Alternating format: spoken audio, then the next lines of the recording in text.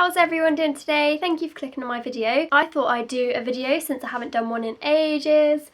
So yeah, let's get started, shall we? So today I'm going to talk about something that is quite close to my heart, business. I am in the midst of creating my own business, and I thought I would just share some of my tips and tricks when it comes to creating a business. So one of the first things you've got to think about when you are creating your business is, what are you passionate about? Like, what do you want to make? What do you want to create?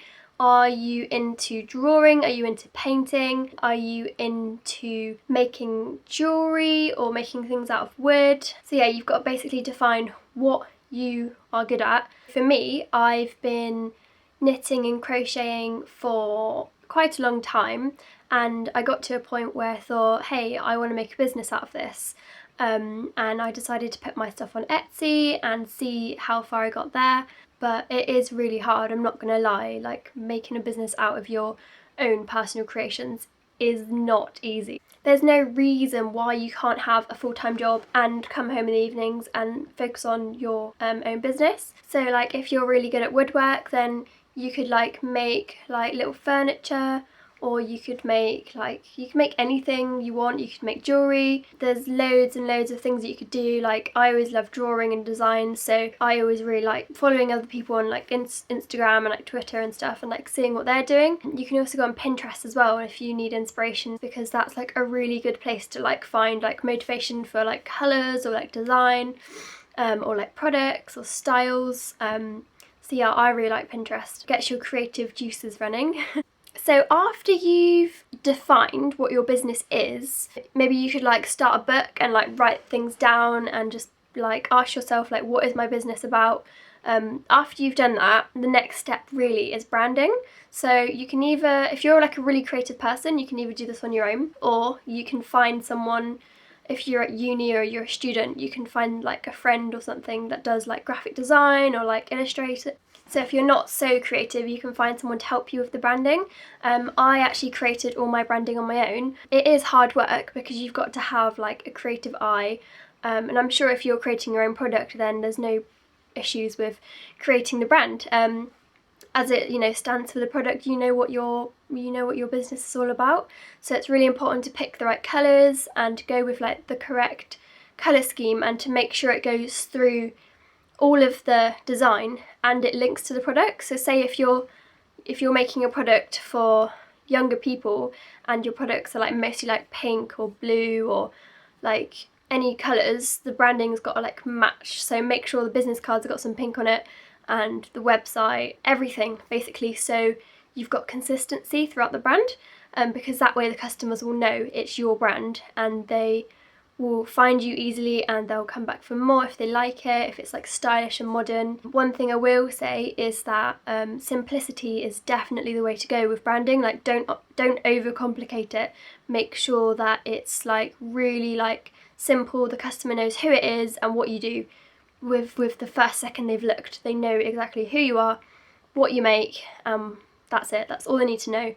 Unless they want to find out more, then you can direct them to like a website or like an about me page, and then you can write a little bit about the history of you and your product, which is always quite nice because it adds like a personal touch. So just to recap what we've talked over just now with branding, you want to concentrate on designing the website, whether that be your own website or if you're using Etsy or Folksy or anything like that. And obviously business cards, which are very important if you're going out to sell in craft fairs or you're networking.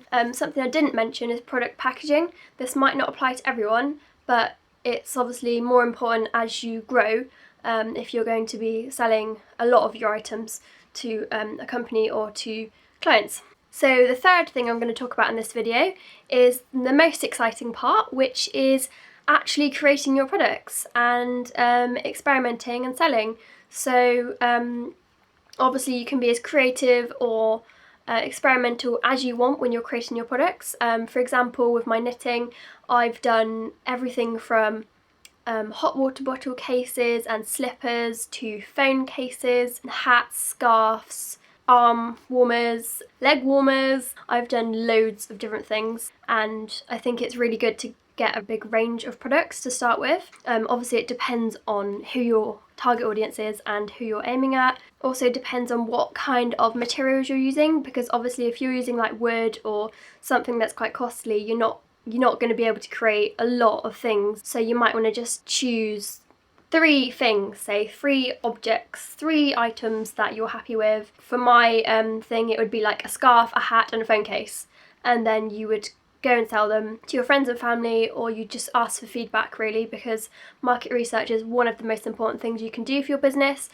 because obviously the customers are the main focus. So if you go up to people and they say that they hate the hat but they really like the phone case, then you get rid of the hat and you go with the phone case and you expand that. Get some surveys done, go out on the streets with your products, like always keep a record of what's, you know, what the results are. So yeah, you can do craft fairs, just anything to get feedback is really important at this stage, because you can change your product if they don't like it, or you can improve it, or you know, you can just listen to what they have to say. And the last few points I'm going to leave you with today are 3 questions that you should ask yourself or write down.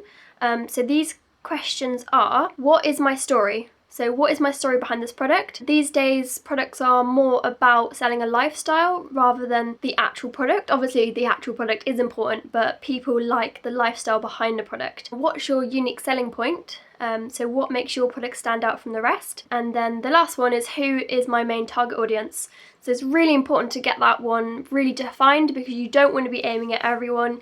You have to have like a certain age group or gender that you want to aim for. Because if you don't define that and you're aiming at everyone, they'll know that, because it's so broad, they won't feel like it's personal to them. They'll just feel like, oh, this person is creating a brand for everyone, then it makes them feel like less special when they're investing in the product. So I hope you've enjoyed the video, and I hope that it's brought up lots of thoughts and conversation, and feel free to comment down below and ask questions. I'm gonna make another video for next week, just a follow-up from this video really. So I'm gonna talk about innovation and motivation, like how to keep motivated and how to develop your product. Promo and social media, so like what are the best sites for promoting yourself, and of course how to start selling, whether that be face-to-face or online. So I really hope you found this useful, and like I said, leave any comments down below. Thank you so much for watching. See you next week. Bye!